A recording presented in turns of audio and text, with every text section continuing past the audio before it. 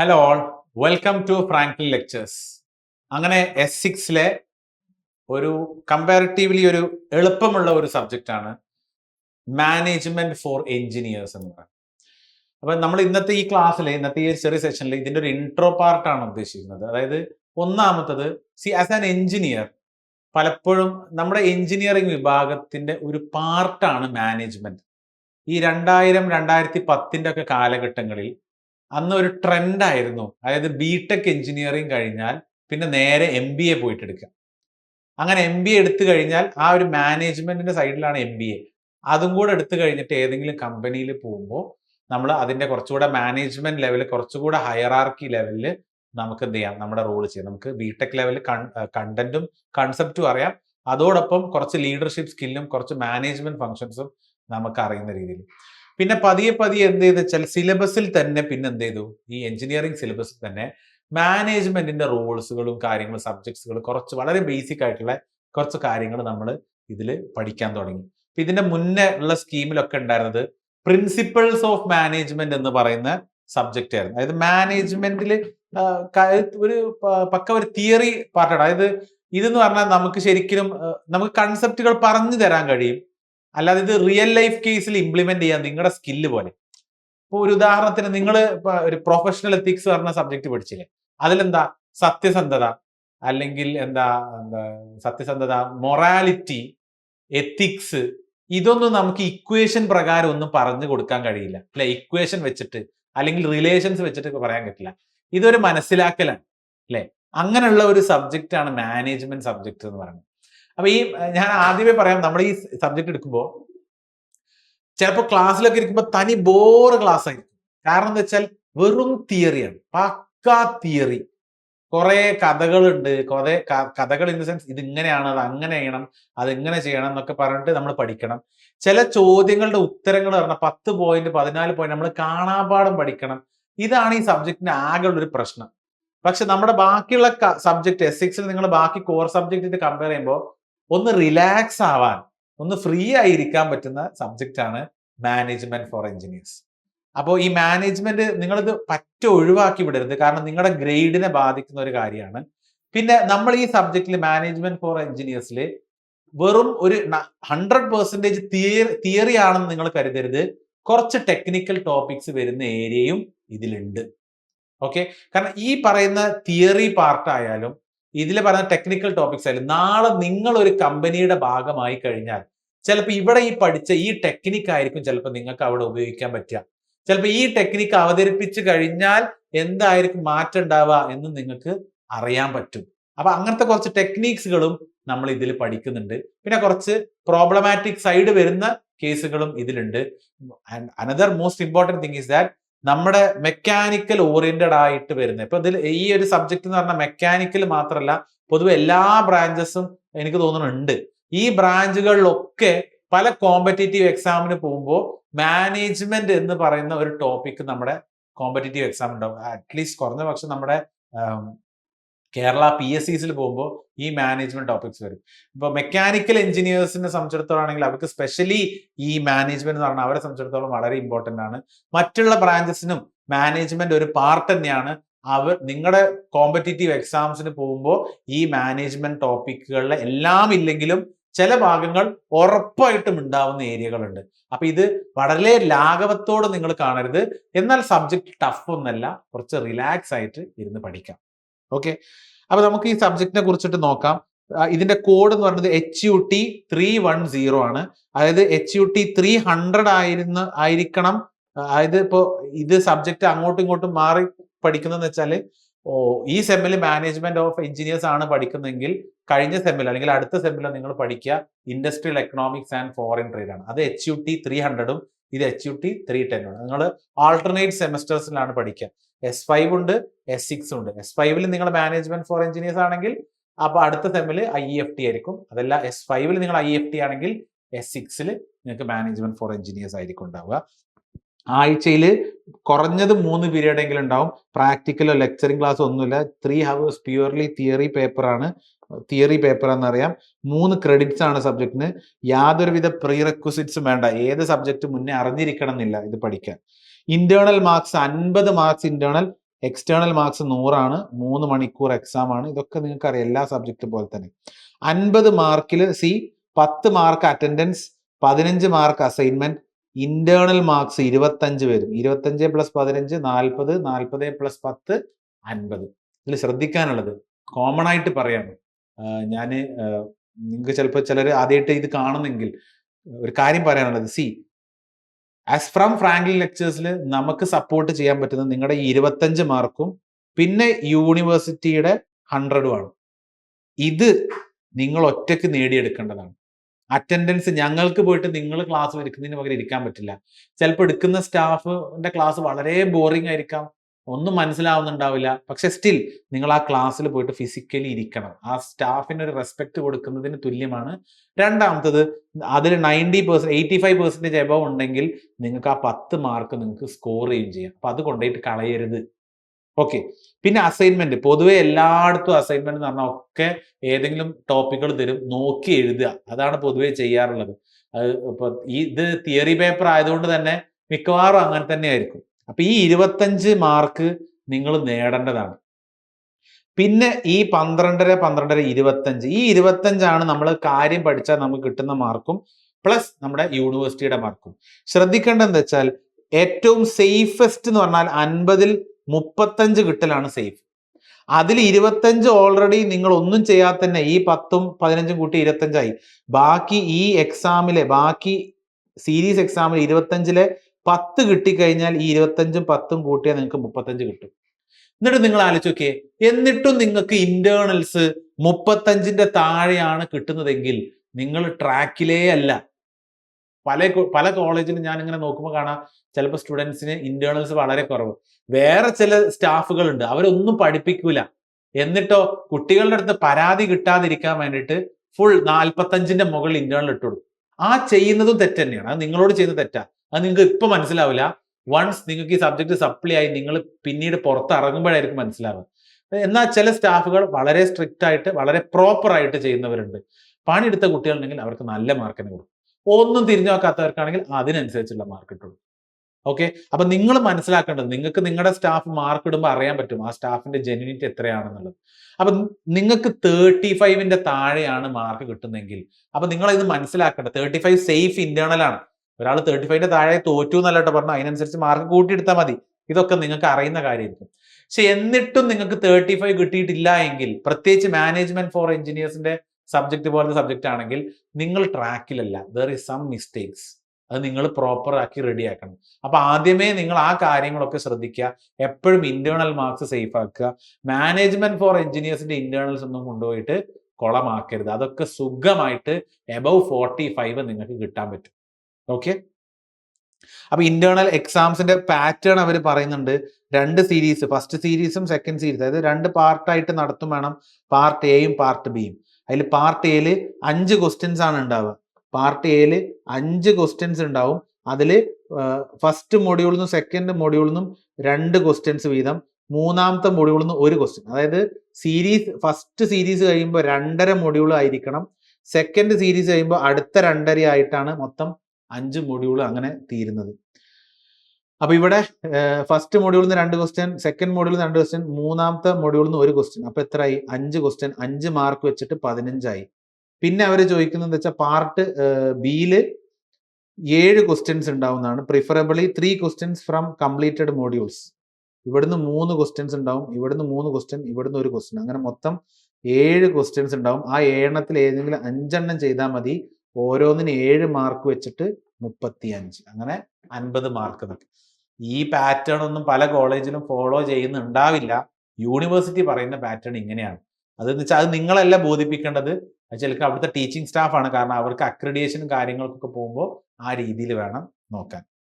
നമ്മൾ ഫോക്കസ് ചെയ്യേണ്ടത് semester എക്സാമിനാണ്.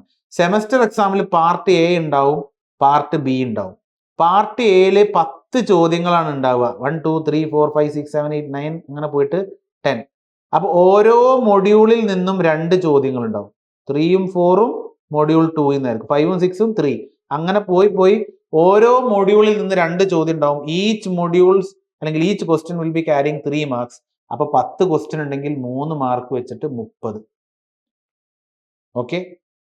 S A പാർട്ടിലാണെങ്കിൽ നോക്കിയേ, ഓരോ മോഡ്യൂളിൽ നിന്നും ഒരു ക്വസ്റ്റ്യൻ നിങ്ങൾ എഴുതണം. 2 ക്വസ്റ്റ്യൻസ് ഉണ്ടാവും, അതിൽ നിന്ന് ഒരു ക്വസ്റ്റ്യൻ എഴുതിയാൽ മതി.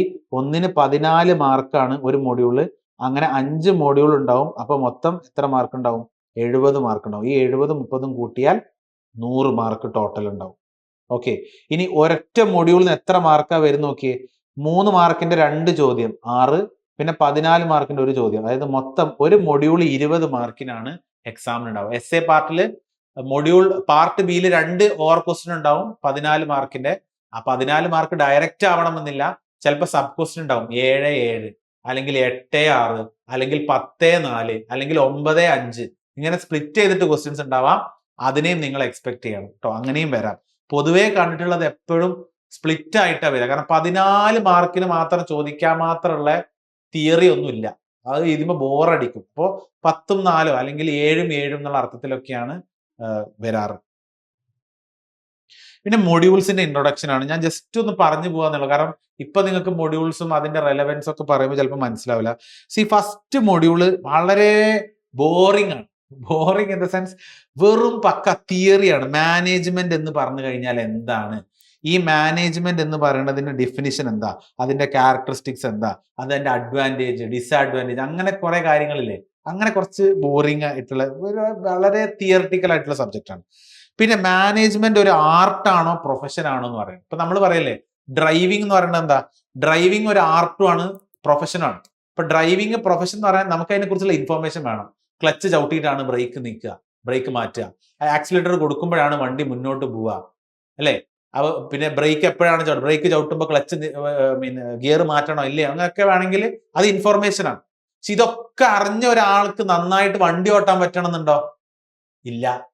വണ്ടി ഓട്ടുക എന്ന് പറഞ്ഞ ഒരു സ്കില്ലാണ്. പക്ഷെ അത് ഓട്ടണമെങ്കിൽ ഇത് എവിടേക്ക് ചവിട്ടണം എപ്പൊക്കെ ചവിട്ടണം എന്ന് അറിയും. അത് ചിലപ്പോൾ അറിയാതെ ചിലപ്പോൾ വണ്ടി ഓട്ടി ശീലമുള്ളവർക്ക് ഗിയർ ഇങ്ങനെ ഓട്ടോമാറ്റിക്കലി മാറും, കാലറിയാതെ ക്ലച്ചുമ്പക്ക് പോകും, ആക്സിലേറ്റർ വേണ്ടപ്പോൾ പോകും. ചിലപ്പോൾ അതിന്റെ മെക്കാനിസം അറിയണമെന്നില്ല, വണ്ടി ഓട്ടാൻ പറ്റും. പക്ഷെ മാനേജ്മെന്റ് എന്ന് പറയുന്ന സബ്ജക്ട് അങ്ങനെയല്ല. അതിനെക്കുറിച്ചുള്ള നോളേജ് വേണം. പിന്നെ അതൊരു കഴിവാണ്, അതൊരു സ്കില്ലാണ്. ഇപ്പൊ എനിക്ക് എല്ലാം നല്ല അറിവുണ്ട്, പക്ഷെ എനിക്കൊരു 10 ആൾക്കാരെ നിയന്ത്രിച്ച് ഒന്ന് കൊണ്ടുപോകാൻ പറ്റുന്നതെന്ന് പറഞ്ഞാൽ അതെന്റെ ഒരു സ്കില്ലാണ്, എന്റെ ലീഡർഷിപ്പ് ക്വാളിറ്റിയാണ്. അതെനിക്കില്ലെങ്കിൽ എനിക്ക് മാനേജ്മെന്റ് ഇൻഫോർമേഷൻ കിട്ടിയിട്ട് കാര്യമില്ല. മാനേജ്മെന്റ് എങ്ങനെയാണ് ആൾക്കാരെ ട്രീറ്റ് ചെയ്യേണ്ടത്, എങ്ങനെ നാക്കിൽ കൊണ്ടുപോകാന്നുള്ള ഐഡിയ അറിഞ്ഞിട്ട് കാര്യമില്ല. അതിനെക്കുറിച്ചുള്ള ബേസിക് ഇൻഫോർമേഷൻ അറിഞ്ഞാലേ എനിക്കത് പ്രകടിപ്പിക്കാൻ കഴിയും. അപ്പൊ മാനേജ്മെന്റ് എന്ന് പറയുന്നത് ആർട്ടും പ്രൊഫഷനാണ്. അപ്പൊ അതെന്താണ്, അത് സയൻസ് ആണ് ആർട്ടാണോ എന്നൊക്കെ ചോദിച്ച ചോദ്യങ്ങൾ വരാറുണ്ട്. മാനേജ്മെന്റ് അപ്രോച്ച് എന്താണ് ഒരു മാനേജറിന്റെ പണികൾ, അത് ചോദിക്കുന്നുണ്ട്. പിന്നെ മാനേജേഴ്സിന്റെ പല തലങ്ങൾ ഏതൊക്കെയാണ്, അവർക്ക് വേണ്ട സ്കില്ലുകൾ എന്താ. ഇപ്പൊ ഒരു കമ്പനിയുടെ ഏറ്റവും ടോപ്പ് മോസ്റ്റിൽ നിൽക്കുന്ന മാനേജേഴ്സിന് ഉണ്ടാവേണ്ട സ്കില്ലല്ല താഴെ ലെവലിൽ വർക്കേഴ്സിനെ മാനേജ് ചെയ്യുന്ന മാനേജേഴ്സിന് വേണ്ടത്. രണ്ടും വ്യത്യാസമുണ്ട്. അപ്പൊ ആ ലെവൽ ഏതൊക്കെയാണ്, അവർക്ക് വേണ്ട സ്കിൽ ഏതൊക്കെയാണ്, ഇങ്ങനത്തെ കുറെ തിയറിറ്റിക്കൽ കാര്യങ്ങളാണ് മൊഡ്യൂൾ 1 പറയുന്നത്. മൊഡ്യൂൾ 2 കംപ്ലീറ്റ് തിയറിയാണ്. അതായത് മൊഡ്യൂൾ 2 നിങ്ങൾക്ക് കാണാം എന്താണ് മിഷൻ, എന്താണ് വിഷൻ, ഗോൾസ് എന്താ, പ്രോഗ്രാംസ് എന്താ, പ്രൊസീജിയർ എന്താണ്, ഓർഗനൈസിങ് എന്താ, കൺട്രോളിങ് എന്താ, മോട്ടിവേഷൻ എന്താ, ലീഡർഷിപ്പ്, ഡയറക്റ്റിംഗ്, കൺട്രോളിങ്, ഇങ്ങനെ കുറെ ടേംസുകൾ എന്തൊക്കെയാന്നാ പറയുന്നത്. അപ്പൊ ആ മൊഡ്യൂളും പക്കാ തിയറിയാണ്. അപ്പൊ ഓരോന്നിന്റെ അഡ്വാൻറ്റേജ് എന്താ, ഡിസ്അഡ്വാൻറ്റേജ് എന്താണ്, പല ടൈപ്പ് പ്രോസസ്സുകൾ ഉണ്ടെങ്കിൽ അതൊക്കെ എന്താണ്, ഏതാണ്, അതുകൊണ്ടുള്ള ഉപകാരം എന്താ, അത് അങ്ങനെ കുറെ നീട്ടി വലിച്ചിട്ടുള്ളതാണ്. കൺസെപ്റ്റ് മനസ്സിലാക്കുക, പിന്നെ നിങ്ങളുടെ സ്വന്തം ഐഡിയക്ക് അനുസരിച്ചിട്ട് നീട്ടി എഴുതാൻ ശ്രമിക്കുക. അപ്പൊ മൊഡ്യൂൾ 1ഉം മൊഡ്യൂൾ 2ഉം പക്ക തിയറിയാണ്.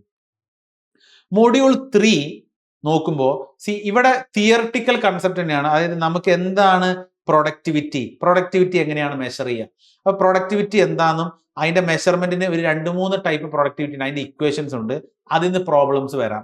പിന്നെ ഡിസിഷൻ മേക്കിംഗ് പ്രോസസ്, എങ്ങനെയാണ് ഞാനൊരു തീരുമാനം എടുക്കുക. ഇപ്പൊ തീരുമാനം എടുക്കുമ്പോൾ പല സിറ്റുവേഷൻസ് ഉണ്ടാവും.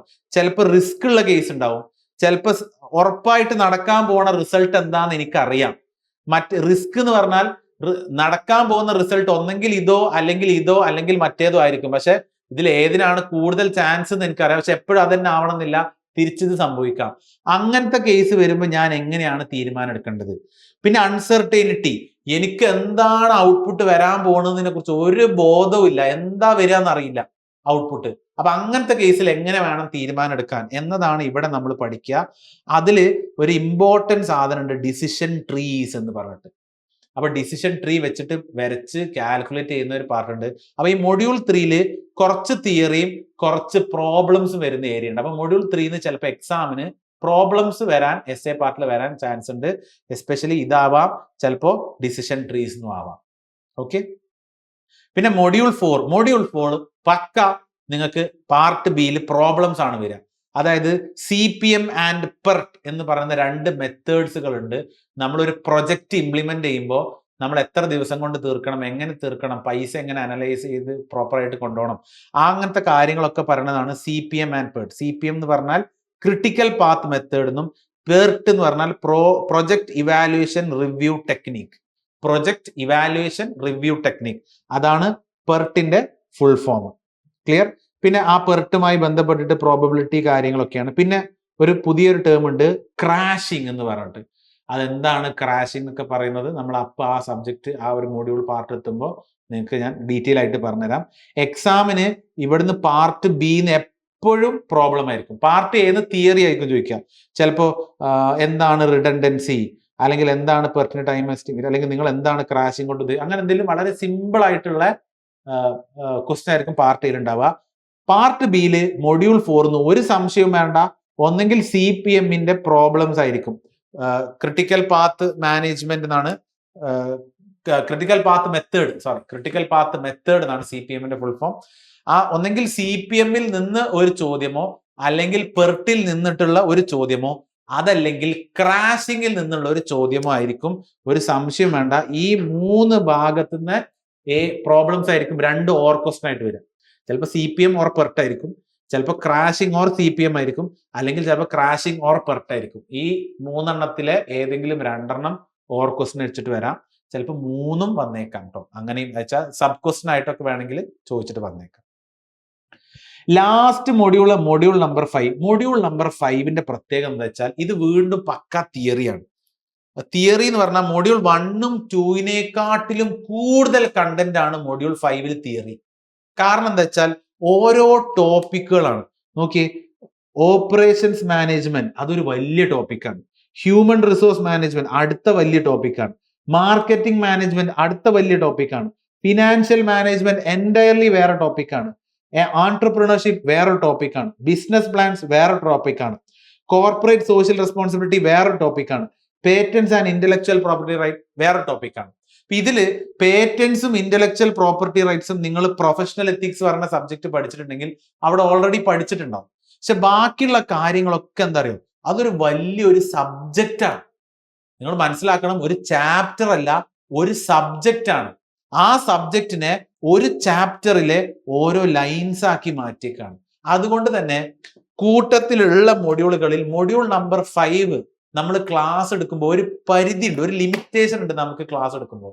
അതിന്ന് എങ്ങനെ വേണമെങ്കിലും അവർക്ക് ചോദ്യം ഇടാം. അതാണ് ഇതിന്റെ ഒരു പ്രശ്നം. ഈ ഓപ്പറേഷൻസ് മാനേജ്മെന്റ് എന്ന് പറയുമ്പോൾ ഞാനൊക്കെ പഠിച്ചിരുന്ന കാലത്ത് ഒരു സബ്ജക്റ്റ് ആയിരുന്നു എനിക്ക് പഠിക്കാണ്ടായിരുന്നത്. പിന്നെ അതേപോലെ മാർക്കറ്റിംഗ് മാനേജ്മെന്റ് ഒരു സബ്ജക്റ്റ് ഉണ്ടായിരുന്നു. പിന്നെ ഹ്യൂമൻ റിസോഴ്സ് വേറെ തന്നെ ഉണ്ട് സബ്ജക്റ്റ്, ഞാൻ പഠിച്ചിട്ടില്ല. ഫിനാൻഷ്യൽ മാനേജ്മെന്റ് വേറെ നമുക്ക് എലക്റ്റീവ് ആയിട്ടുണ്ടായിരുന്നു, അതൊന്നും ഞാൻ എടുത്തിട്ടില്ല. അങ്ങനെ ഓരോ സബ്ജക്റ്റ് ആയിട്ടുള്ളതാണ്. അപ്പൊ അതിലെ കണ്ടന്റ്സ് നിങ്ങൾ ആലോചിച്ച് നോക്കിയേ, ഒരു സബ്ജക്റ്റിനെ ഒരു ചാപ്റ്ററിന്റെ ഒരു വരിയാക്കി മാറ്റിയേക്കാണ്. അപ്പോൾ നമുക്ക് ക്ലാസ്സിൽ നമ്മൾ അതിന്റെ ഒരു ഓവറോൾ ഐഡിയ ആണ് തരിക. എക്സാം പോയിന്റ് ഓഫ് വ്യൂവിലും ചിലപ്പോൾ അങ്ങനെ തന്നെ ആയിരിക്കും ചോദ്യം വരുന്നതും. പക്ഷെ എങ്ങാനും ചിലപ്പോൾ ഒരു ബ്രോഡ് രീതിയിൽ വേണമെങ്കിൽ ചോദ്യം വരാം. അപ്പൊ അതിനെങ്ങനെ ടാക്കിൾ ചെയ്യണം കാര്യങ്ങളൊക്കെ നമ്മൾ എന്ത് ചെയ്യുന്നുണ്ട്, നമ്മൾ ക്ലാസ് തുടങ്ങിയാൽ ആ മൊഡ്യൂൾ എത്തുമ്പോൾ നമ്മൾ അത് പറയും. ഓക്കെ, അപ്പൊ നമ്മൾ മിക്കവാറും യൂണിവേഴ്സിറ്റി എക്സാമിനെ ഫേസ് ചെയ്യാവുന്ന രീതിയിലുള്ള എല്ലാ കണ്ടന്റ്സും കാര്യങ്ങളും എന്ത് ചെയ്യുന്നുണ്ട്, നമ്മൾ ഇവിടെ എടുക്കുന്നുണ്ട്. അപ്പൊ അതിനെക്കുറിച്ച് നിങ്ങൾ വറി ആവേണ്ട ആവശ്യമില്ല. പിന്നെ ഓരോന്നിന്റെയും റിയൽ ലൈഫ് നമുക്ക് ആപ്ലിക്കേഷൻ വരുന്ന രീതി. അപ്പൊ നോക്കിയ ഫസ്റ്റ് മൊഡ്യൂൾ നമ്മൾ ശാസ്ത്രീയപരമായ മാനേജ്മെന്റ് എന്താണ്, മാനേജ്മെന്റ് കലയാണ്. അപ്പൊ ഇത് മാനേജ്മെന്റ് കല എന്നൊക്കെ പറയുമ്പോൾ അത് ശാസ്ത്രവും കലയും ഒക്കെ ഇൻഡൾജ് ചെയ്തിട്ടാണ്. അപ്പൊ നമ്മൾ റിയൽ ലൈഫിൽ എവിടെ പോയിട്ട് നമ്മൾ മാനേജ്മെന്റ് അപ്ലൈ ചെയ്യുകയാണെങ്കിലും ഇപ്പൊ ഇപ്പോൾ നിങ്ങൾക്ക് ഇപ്പൊ എങ്ങനെ പറയാം, ഇപ്പൊ കോളേജിന്റെ ലെവലിലാണെങ്കിൽ കോളേജ് ലെവലിൽ നിങ്ങളെ ടീച്ചേഴ്സ് ആർക്കൊക്കെ ഏതൊക്കെ സബ്ജക്റ്റ് കൊടുക്കണം എന്നുള്ളത് അവിടുത്തെ HOD ഒരു റോളും കൂടി ആയിരിക്കും. HOD അതിലൊരു ഭാഗവാക്കാണ്. അപ്പൊ HODക്ക് അറിയണം ഇന്ന ക്ലാസ്സിലേക്ക് ഇയാൾ പോകുന്നതിനേക്കാട്ടിലും മറ്റേയാൾ പോകുന്നതാണ് ബെറ്റർ. കാരണം മറ്റേ ആൾക്ക് കുറച്ചുകൂടെ നോളേജ് കൺസെപ്റ്റ് ഉണ്ട്. മാത്രമല്ല അയാൾക്ക് ചിലപ്പോൾ കുറച്ച് ഇളകി നിൽക്കുന്ന, കുറച്ച് അൺമാനുവേർഡ്ലി നിൽക്കുന്ന കുട്ടികളുടെ ക്ലാസ് ആണെങ്കിൽ അവരെ മാനേജ് ചെയ്യാൻ ഇയാൾക്കാണ് പറ്റുക. അപ്പൊ ഈ HODക്ക് അതിന്റെ ഇൻഫോർമേഷൻ വേണം, അത് നടപ്പിലാക്കാനുള്ള ഒരു കഴിവും ആർട്ടും അയാളുടെ കഴിവ് വേണം. ഇപ്പൊ ഞാൻ ജസ്റ്റ് ഒരു ചെറിയ എക്സാമ്പിൾ പറഞ്ഞെന്നുള്ളൂ. ഇതേപോലെ ഹയർ ഇൻഡസ്ട്രീസിലൊക്കെ പോകുമ്പോൾ മാനേജേഴ്സ് ആയ ആൾക്ക് അതിന്റെ ഇൻഫോർമേഷൻ വേണം, അത് നടപ്പിലാക്കാനുള്ള ഒരു കഴിവും എന്ത് വേണം, അവർക്ക് വേണം. അപ്പൊ ഇതൊക്കെ അതിന്റെ റിയൽ ലൈഫ് ആപ്ലിക്കേഷൻ. അതിപ്പോ ഏതെങ്കിലും ഒരു കമ്പനി മാത്രം എടുത്ത് പറയുന്നതിൽ അർത്ഥമല്ല. മാനേജേഴ്സിന്റെ ടാസ്ക് ഇത് അറിഞ്ഞു കഴിഞ്ഞാലേ നമുക്കത് നമ്മുടെ ജീവിതത്തിൽ നമ്മൾ അവിടെ എത്തിപ്പെട്ടാൽ നമുക്കത് ചെയ്യാൻ പറ്റുള്ളൂ. മൊഡ്യൂൾ 2 നമുക്ക് കാര്യമായിട്ട് പറയാനുള്ളത് ഇത്രയേ ഉള്ളൂ. ഇപ്പൊ മിഷന്, ഗോൾസ്, സ്ട്രാറ്റജി ഇതൊക്കെ നമ്മൾ പഠിക്കുന്നത്. ഇപ്പൊ നമ്മൾ ഇപ്പൊ കാണാമല്ലോ, ഇപ്പൊ ചില കമ്പനീസുകാര് അല്ലെങ്കിൽ നമ്മുടെ കോളേജ് തന്നെ നിങ്ങൾ നോക്കിയേ, നിങ്ങളുടെ കോളേജിന് ഒരു വിഷൻ ഉണ്ടാവും. ഓക്കെ, നിങ്ങളുടെ കോളേജിന് ഒരു മിഷൻ ഉണ്ടാവും. Mission and vision. അപ്പൊ അതിലേക്ക് എത്തിപ്പെടാൻ വേണ്ടിയിട്ടായിരിക്കും മറ്റുള്ള നമ്മുടെ ആ കോളേജിന്റെ കീഴിലുള്ള എല്ലാ ഡിപ്പാർട്ട്മെന്റ്സും പ്ലാൻ ചെയ്യാം. അപ്പൊ കോളേജിന്റെ വിഷൻ എന്താണോ അതിനനുസരിച്ചിട്ടാണ് ഡിപ്പാർട്ട്മെന്റുകൾ അവരുടെ വിഷൻ ഉണ്ടാക്കുക. കാരണം അവരുടെ വിഷൻ കോളേജിന്റെ വിഷനെ സഹായിക്കുന്നതായിരിക്കണം. ക്ലിയർ? അപ്പൊ പിന്നെ അതേപോലെ കോളേജിന് ഒരു മിഷൻ ഉണ്ടാവും. ആ മിഷൻ എത്തിപ്പെടാൻ ഡിപ്പാർട്ട്മെന്റുകൾ അവരുടെ മിഷൻ അതിനനുസരിച്ച് പ്ലാൻ ചെയ്യണം. അപ്പോൾ ഇതെങ്ങനെയാണ് ഈ പ്ലാൻ ചെയ്യുന്നത്, എന്താണ് വിഷൻ, എന്താണ് മിഷൻ, ഇങ്ങനത്തെ കുറേ കാര്യങ്ങൾ നമ്മൾ ഈ ഒരു മൊഡ്യൂളിലായിരിക്കും നമ്മൾ പഠിക്കുക. അതിൽ കുറെ കൺട്രോൾ ചെയ്യേണ്ട മെഷേഴ്സുകൾ എങ്ങനെയൊക്കെയാണ് അവിടെ നടത്തേണ്ടത്, എങ്ങനെ നമ്മൾ ചെക്ക് ചെയ്യണം, ഇങ്ങനത്തെ പല മെഷർമെന്റ് കാര്യങ്ങൾ പഠിക്കും. മൊഡ്യൂൾ 3 ഞാൻ പറഞ്ഞല്ലോ, നമ്മൾ ഡിസിഷൻ മേക്കിംഗ് ആണ്. നമ്മുടെ റിയൽ ലൈഫ് കേസിൽ ചിലപ്പോൾ നമ്മൾ ചില തീരുമാനങ്ങൾ ജീവിതത്തിൽ എടുക്കേണ്ടി വരും. അത് ചിലപ്പോൾ നമുക്കറിയാം, നമ്മൾ ഇന്ന തീരുമാനം ഉണ്ടായാൽ എനിക്ക് ഇതായിരിക്കും ഫലം വരാൻ പോവുക. അപ്പൊ എനിക്കറിയാം എന്ത് തീരുമാനം എടുക്കണം. ചിലപ്പോൾ ചില കേസിൽ തീരുമാനം എടുക്കുമ്പോൾ ഇങ്ങനത്തെ ഒക്കെ സാധ്യതകളാണുള്ളത്. ഇത് നടക്കാനാണ് കൂടുതൽ സാധ്യത, പക്ഷെ മറ്റേതിനും ചാൻസ് ഉണ്ട്, അവിടെ നമുക്കൊന്ന് ട്രൈ ചെയ്ത് നോക്കിയാലോ എന്നൊക്കെ പറഞ്ഞ് നമ്മൾ ഡിസിഷൻ എടുക്കൂലേ. ആ ഒരു ഡിസിഷൻസ് അണ്ടർ റിസ്ക് ആണ്. അപ്പൊ അങ്ങനത്തെ കേസിൽ ഡിസിഷൻ എടുക്കുമ്പോൾ ഞാൻ എങ്ങനെ ഡിസിഷൻ എടുക്കണം, എന്താണ് അതിന്റെ മെത്തഡോളജി എന്ന് നമ്മൾ പഠിക്കുന്നുണ്ട്. എന്നാൽ വേറെ ചില കേസിലുണ്ട്, ഇപ്പൊ ചില പുതിയ റിസർച്ച് വർക്കൊക്കെ നമ്മൾ ചെയ്യുമ്പോൾ നമ്മൾ ആദ്യമായിട്ട് ചെയ്യാണ്, നമുക്കറിയില്ല എന്താ അത് ഫലിക്കാൻ പോകണം അല്ലെ. ഇപ്പൊ ഒരു ജൂപ്പിറ്ററിലേക്ക് ഒരു പേടകം അയക്കുക എന്ന് പറഞ്ഞാൽ നമ്മൾ ഇന്ത്യ അങ്ങനെ ചെയ്തിട്ടില്ല. അപ്പൊ ആദ്യമായിട്ട് ചെയ്യുമ്പോൾ നമ്മുടെ അതിന്റെ റിസൾട്ട് എന്ന് പറഞ്ഞാൽ നമുക്ക് അറിയില്ല എന്താ സംഭവിക്കാൻ പോണത്. അപ്പൊ അതൊരു അൺസർട്ടൈനിറ്റി കേസാണ്. അങ്ങനത്തെ കേസുകളിൽ എങ്ങനെയാണ് ഡിസിഷൻ എടുക്കേണ്ടത് എന്നുള്ളത് അങ്ങനത്തെ കേസുകളൊക്കെ നമ്മൾ റിയൽ ലൈഫിൽ നമ്മൾ അപ്ലൈ ചെയ്യുന്ന കേസ് നമുക്ക് ഈ മൊഡ്യൂൾ 3 വരും. ഓക്കെ, പിന്നെ അതേപോലെ ഡിസിഷൻ ട്രീസ് കാര്യങ്ങൾ. പിന്നെ മൊഡ്യൂൾ നമ്പർ 4 നേരത്തെ പറഞ്ഞ പോലെ CPM ആൻഡ് PERT മെത്തേഡ്. ഇപ്പൊ നോക്കിയേ, ഒരു വീടിന്റെ നിർമ്മാണം എന്ന് പറഞ്ഞാൽ നമുക്ക് അറിയുന്ന കാര്യം. ഇപ്പൊ അതിൽ എന്തൊക്കെ സ്റ്റെപ്പുകളാണ് ചെയ്യേണ്ടത്. ആദ്യം തറ കുഴിക്കണം, അതിലേക്ക് കല്ല് വെക്കണം, പിന്നെ ലിൻഡൽ വില വാർപ്പ് ചെയ്ത് കഴിഞ്ഞിട്ട് ഫൈനൽ വാർപ്പ് വെക്കണം. അപ്പോ ഇതൊക്കെ നമുക്ക് അതിന്റെ ഒരു സ്റ്റെപ്പ് ബൈ സ്റ്റെപ്പ് പ്രൊസീജിയർ അറിയാം. കാരണം ഇപ്പൊ എല്ലായിടത്തും വീട് നിർമ്മാണം നടക്കുന്നുണ്ട് അല്ലെ. അപ്പൊ അങ്ങനത്തെ മെത്തേഡുകൾ നമുക്ക് ഓൾറെഡി അതിന്റെ പ്രൊസീജിയർ അറിയാം. പൊതുവെ എത്ര ദിവസങ്ങൾ എടുക്കുന്നുണ്ട് എന്ന് അറിയാം ഒരു പ്രൊജക്ട് നടക്കണമെങ്കിൽ. അപ്പൊ എങ്ങനെയാണ് പ്ലാൻ ചെയ്യേണ്ടത്. എന്നാൽ നേരത്തെ പറഞ്ഞ പോലെ ജൂപ്പിറ്ററിലേക്ക് ഒരു പേടകം അയക്കുകയാണെങ്കിൽ അതിന്റെ സ്റ്റെപ്പുകളൊന്നും നമുക്ക് കൃത്യമായ പ്ലാനിങ് ഇല്ല. നമുക്ക് ചെറിയ ഐഡിയ ഉണ്ടാവും. ചിലപ്പോൾ മൂണിലേക്കും മാർസിലേക്കും നമ്മൾ ചന്ദ്രയാനൊക്കെ അയച്ചിരുന്നപ്പോൾ അതിന്റെ സ്റ്റെപ്പുകൾ ഏതൊക്കെയാണെന്ന് അറിയാം. ചിലപ്പോൾ അതിലേറെ കുറച്ചുകൂടെ ഈ ഹയർ ലെവലിലുള്ള സ്റ്റെപ്പുകൾ നമ്മൾ ചെയ്യേണ്ടി വരും. ബട്ട് സ്റ്റിൽ നമ്മളെ സംബന്ധിച്ചിടത്തോളം ഒരു ജൂപ്പിറ്ററിലേക്കോ അല്ലെങ്കിൽ നെപ്റ്റ്യൂണിലേക്കൊക്കെ പോകുമ്പോൾ അത് എൻറ്റയർലി പുതിയൊരു കണ്ടീഷൻസ് ആണ് അവിടെ. അപ്പൊ അതിന്റെ സ്റ്റെപ്പുകൾ നമുക്ക് എന്താണ്, അൺപ്രഡിക്റ്റബിൾ ആണ്. അപ്പൊ അങ്ങനത്തെ കേസിൽ നമ്മൾ എങ്ങനെയാണ് കാര്യങ്ങൾ മാനേജ് ചെയ്യുക. അപ്പൊ ആ കേസിൽ നമുക്ക് വീടിന്റെ നിർമ്മാണത്തിൽ നമുക്ക് എല്ലാ പ്രോസസ്സുകളും അറിയാം, എത്ര സമയം എടുക്കും, എന്താണ് ആദ്യം ചെയ്യേണ്ടത്, രണ്ടാമത് എന്താ ചെയ്യേണ്ടത്, അതിന്റെ സീക്വൻസ് ഒക്കെ അറിയാം. പക്ഷെ മറ്റേ കേസിൽ അതിനെ കുറിച്ച് ഒരു ഐഡിയ ഇല്ല. അപ്പൊ അങ്ങനത്തെ കേസിൽ എങ്ങനെയാണ് പൈസന്റെ കാര്യങ്ങളും ദിവസങ്ങൾ എങ്ങനെ ഞാൻ മാനേജ് ചെയ്യണം എന്ന മെത്തേഡുകളൊക്കെ നമ്മൾ പെർട്ടും CPM-ലുമാണ് നമ്മൾ പഠിക്കുക. അതാണ് ഈ മൊഡ്യൂൾ നമ്പർ 4 ആപ്ലിക്കേഷൻ ആയിട്ട് വരുന്നത്. പിന്നെ ക്രാഷിംഗ് എന്ന് പറഞ്ഞൊരു സംഭവമുണ്ട്. അതായത് കുറഞ്ഞത് ഇത്ര ദിവസങ്ങളിൽ വേണ്ടി വരും, പക്ഷെ എനിക്ക് അതിലേറെ പെട്ടെന്ന് ആവണം, അപ്പൊ എത്ര പൈസ എക്സ്ട്രാ ചെലവാകും എന്നതൊക്കെയാണ് ക്രാഷിംഗിൽ പഠിക്കുക. 5ാമത്തെ മൊഡ്യൂൾ എന്ന് പറഞ്ഞത് ഞാൻ പറഞ്ഞില്ല, അതൊരു ആപ്ലിക്കേഷൻ എന്ന് പറഞ്ഞാൽ ഫുൾ തിയറിയാണ്. ഓരോ മേഖലകളിലുള്ള കേസുകളാണ് 5ാമത്തെ മൊഡ്യൂൾ. അതിന് എല്ലാ പോയിന്റും അത് റിയൽ ലൈഫ് ആപ്ലിക്കേഷൻ ചെയ്യേണ്ടി വരും. അത് ഞാൻ ഇപ്പൊ ഈ പറഞ്ഞു കഴിഞ്ഞാൽ ചിലപ്പോൾ നിങ്ങൾക്കൊന്നും മനസ്സിലാവില്ല, എന്താ എല്ലായിടത്തും ആവശ്യമുള്ള കേസല്ലേ. നമ്മൾ ആ ചാപ്റ്റർ പഠിക്കുമ്പോൾ എന്ത് ചെയ്യും, നമുക്ക് മനസ്സിലാക്കാൻ പറ്റും. അപ്പൊ എനിക്ക് നിങ്ങളോട് പറയാനുള്ള ഒരു കാര്യം, മാനേജ്മെന്റ് ഫോർ എഞ്ചിനീയേഴ്സിന്റെ അധ്യായം നമ്മൾ ഇവിടെ തുടങ്ങുകയാണ്. അല്ലെ? അടുത്ത വീഡിയോയോട് കൂടി നമ്മൾ മൊഡ്യൂൾ 1ന്റെ പാർട്ട് 1 എടുക്കും. ഞാൻ കഴിയുന്നതും ചെറിയ ചെറിയ സെക്ഷൻസ് ആക്കിയിട്ട് എടുക്കാൻ നോക്കുക. കാരണം എന്താ വെച്ചാൽ ഇത് കണ്ടിന്യൂസ്ലി കേട്ടിരുന്നാല് നമുക്ക് ബോറിംഗ് ആയിരിക്കും. ഓക്കെ, അപ്പോ ഇത് കുറച്ചുകൂടെ രസകരമായിട്ട് ചെയ്യാന്ന് പറഞ്ഞാൽ നമ്മൾ ഡയറക്റ്റ് ക്ലാസ്സിൽ ഇന്ററാക്ട് ചെയ്യുകയാണെങ്കിൽ കുറച്ചുകൂടെ നല്ല രസമായിരിക്കും. പിന്നെ പൊതുവെ കോളേജിലൊക്കെ ഈ സബ്ജക്ട് എന്ന് പറഞ്ഞാല് ഇത് തിയറി സബ്ജക്ട് അല്ലേ എന്ന് പറഞ്ഞാൽ ഉച്ചയ്ക്ക് ശേഷമായിരിക്കും ചിലപ്പോൾ ക്ലാസ്. അപ്പൊ ഭക്ഷണമൊക്കെ കഴിച്ച് ഒരു ഉറക്ക മൂഡിലായിരിക്കും നമ്മൾ ഈ ക്ലാസ്സിൽ കേൾക്കുക. അപ്പൊ അതിന് പുറമെ തിയറിയിലെ മാനേജ്മെന്റ് ഡെഫിനിഷനും മക്കളെ മാനേജ്മെന്റ് ഇതാണ് അതാണെന്ന് പറഞ്ഞാൽ നമ്മൾ തൊട്ടിയിലിട്ട് ആട്ടുന്ന പോലെ ഇരിക്കും. നമുക്ക് ഉറക്കം വന്നിട്ട് വയ്ക്കൂല ക്ലാസ്സിൽ. അതാണ് ഈ മാനേജ്മെന്റ് ഫോർ എഞ്ചിനീയേഴ്സ് ഇതിന്റെ സബ്ജക്റ്റിന്റെ ഒരു പ്രശ്നം. ക്ലാസ് എൻഗേജ് ചെയ്യിപ്പിക്കാറുള്ള കുറച്ച് ബുദ്ധിമുട്ടാണ്. അതുകൊണ്ട് തന്നെ ഞാൻ ചെറിയ ചെറിയ പാർട്ടായിട്ടാണ് 3 മണിക്കൂറിന്റെ വലിയ സെഷൻ ഒന്നല്ല. ക്രിട്ടിക്കൽ കേസിൽ എത്തുമ്പോൾ നമുക്ക് ചിലപ്പോൾ പ്രോബ്ലംസ് ഒക്കെ എത്തുമ്പോൾ അങ്ങനെ എടുക്കേണ്ടി വരും. അപ്പൊ ഇനിയിപ്പോ നമ്മുടെ വീഡിയോ ലെങ്ത് കൂടുന്നതാണെങ്കിലും നിങ്ങൾ എന്ത് ചെയ്യുക, അരമണിക്കൂർ വീഡിയോ കാണുക, ഒരു ബ്രേക്ക് എടുക്കുക, എന്നിട്ട് ഒരു അരമണിക്കൂർ കാണുക, ബ്രേക്ക് എടുക്കുക, അങ്ങനെ പോവുക. ഇല്ലെങ്കിൽ ഇത് ബോറടി നന്നായിട്ട് വരും. ഒരു 1 ടൈം വീഡിയോ കണ്ടിട്ട് പോയിന്റ്സ് ഒക്കെ ഒന്ന് നോട്ട് ചെയ്ത് വെച്ചാൽ പിന്നെ എക്സാമിന് നിങ്ങൾ കാണുമ്പോൾ ആ പോയിന്റ്സ് മാത്രം വായിച്ചു പോയാൽ മതി. ആദ്യം മുതലേ വീഡിയോ ഇരുന്ന് കണ്ട് പിന്നെയും കാണാൻ നടക്കരുത്. വീഡിയോ ഒരൊറ്റ പ്രാവശ്യം കാണും. ഇപ്പൊ ടെക്നിക്കൽ സബ്ജക്റ്റുകൾ, കോർ സബ്ജക്റ്റ് ഒക്കെ ആണെങ്കിൽ വീഡിയോ പിന്നെയും നമ്മൾ കാണുമ്പോൾ നമുക്ക് അത്രയും ഇൻഫർമേഷൻ കിട്ടും, നമുക്കൊരു ധൈര്യം കിട്ടും. പക്ഷെ മാനേജ്മെന്റ് സബ്ജക്ട് നിങ്ങൾ ഇങ്ങനെ റിപ്പീറ്റഡ് ആയിട്ട് വീഡിയോ കാണരുത്. കാണുന്ന നേരത്ത് നല്ല വിജിലന്റ് ആയിട്ട് നല്ല കോൺഷ്യസ്നെസ്സോട് കൂടി ഇരിക്കുക. എന്നിട്ട് അവിടെ എഴുതുന്ന മെയിൻ പോയിന്റ്സ് നോട്ട് ചെയ്യുക. നിങ്ങൾക്ക് നോട്ട്സ് എന്തായാലും ഇവിടെ അവൈലബിൾ ആയിരിക്കും. അപ്പൊ ആ പോയിന്റ്സുകൾ, മെയിൻ നോട്ട്സ് ഒന്ന് എന്ത് ചെയ്യുക, നിങ്ങളുടെ റിട്ടേൺ ഹാൻഡ് കൊണ്ട് നിങ്ങൾ മെയിൻ പോയിന്റ്സ് നോട്ട് ചെയ്യുക. പിന്നെ എക്സാമിന് പോകുമ്പോൾ നിങ്ങൾ കൈപ്പടയിൽ നിങ്ങളുടെ കൈയക്ഷരം കൊണ്ട് നിങ്ങൾ എഴുതിയ മെയിൻ നോട്ട്സ് ആയിരിക്കും നിങ്ങളുടെ റെഫറൻസ്. അത് മതി എക്സാം പാസ്സാവാൻ. ഒരുപാട് ടെക്സ്റ്റ് ബുക്കുകൾ അവൈലബിൾ ആണ്. ഇത് എക്സാമിന് നിങ്ങൾ കൂടുതൽ പോയിന്റ്സ് എഴുതണം എന്നുണ്ടെങ്കിൽ നിങ്ങൾ കൂടുതൽ വായിക്കണം. കൂടുതൽ വായിച്ചു കഴിഞ്ഞാലേ നമുക്ക് എക്സാമിന് നന്നായിട്ട് പോയിന്റ്സ് എഴുതാൻ പറ്റും. അപ്പൊ ഏതെങ്കിലും ഒരു ടെക്സ്റ്റ് ബുക്ക് ഉണ്ടെങ്കിൽ അതും റെഫർ ചെയ്ത് കീപ്പ് ചെയ്താൽ നിങ്ങളുടെ എക്സാം പോയിന്റ് ഓഫ് വ്യൂവിന് അതും നിങ്ങൾക്ക് ഹെൽപ്ഫുൾ ആയിരിക്കും. ഓക്കെ, അപ്പൊ നമ്മൾ ഇവിടെ വീഡിയോ നിർത്തുകയാണ്. നമുക്ക് എന്ത് ചെയ്യാം, മൊഡ്യൂൾ 1ന്റെ പാർട്ട് 1 നമുക്ക് വീണ്ടും കാണാം. Thank you guys.